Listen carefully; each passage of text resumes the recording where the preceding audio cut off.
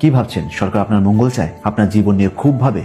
না, এতটুকু ভাবে না। সরকার আপনাকে হেলমেট পরতে বাধ্য করেছে আপনার সেফটির জন্য নয়, বরং তার জিএসটির জন্য। আমাদের স্বাস্থ্য নিয়ে যদি তার এতই চিন্তা হতো তাহলে সবার আগে গুটকা, মদ, সিগারেট এসবের দোকান বন্ধ করতো। সরকার প্রতিনিয়ত গ্রামগঞ্জে অ্যানাউন্স করছে যে প্লাস্টিক বর্জন করো, তার পরিবর্তে কাগজের থলে ব্যবহার করো, এতে মাটি দূষণ কমবে। সে যদি মাটি সম্পর্কে এতই সচেতন হয় তাহলে প্লাস্টিকের প্যাকেটজাত পণ্য এখনো কেন ব্যান্ড করছে না? সরকার একদিকে বলছে গুটকা বিড়ি থেকে দূরে থাকুন, আর অন্যদিকে সরকারি বাসের গায়ে গুটকার অ্যাড দিচ্ছে। সরকার খুব ভালো করেই জানে যে কোল্ড ড্রিঙ্কস এর মধ্যে কত পার্সেন্ট চিনি থাকে, যার আরেক নাম বিষ। তা সত্ত্বেও কেন সেই কোল্ড ড্রিঙ্কস বাচ্চাদের জন্য ব্যান্ড করা হচ্ছে না? কেন?